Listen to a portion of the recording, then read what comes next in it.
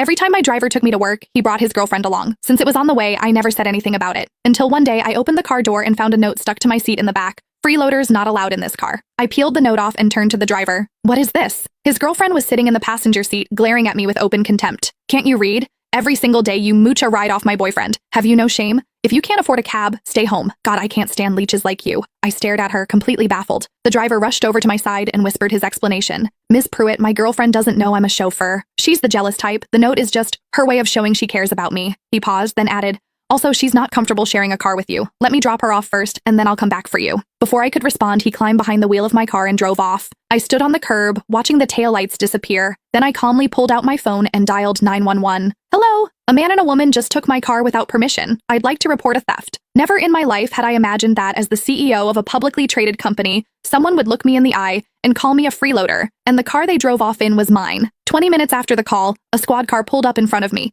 2 officers had barely stepped out when Alfred Lawrence came tearing around the corner in my black Maybach. He slammed the brakes, lurching to a stop just feet away, and jumped out. His face was chalk white. Ms. Pruitt, what happened? Why did you call the police? I looked at him, said nothing. One of the officers sized him up. Are you the individual Ms. Pruitt says took her vehicle without authorization? The color drained from Alfred's face even further. No, officers, this is all a misunderstanding. His hands went up, palms out. I'm Ms. Pruitt's driver. I drive her every day. I just dropped someone off on the way. Took a few extra minutes, that's all. Nobody stole anything. He gestured frantically at the Maybach behind him, forcing a grin. See? I brought the car right back. First thing. The officers looked at me, then back at him. Ms. Pruitt, do you want to press charges? I was about to answer when Alfred leaned in close, his voice dropping to a desperate whisper. Ms. Pruitt, please. For my father's sake. He drove for you all those years. Just let this one go. He swallowed hard. You know my dad's health isn't good. I finally found a girlfriend, and it's the one thing he wanted for me. What I did back there was just to keep things stable between her and me. I had no choice. The mention of his father softened something in me. Owen Lawrence had been my chauffeur for 6 years. Honest, dependable, steady behind the wheel, and never once a source of trouble. In all those years, he had never been late, never gotten a single violation. Every holiday when I handed him a bonus,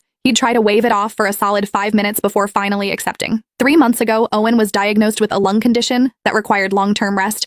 He had no choice but to resign. On his last day, he stood in my office, rough hands twisting together, clearly wanting to say something, but unable to get the words out. Finally, face flushed with embarrassment,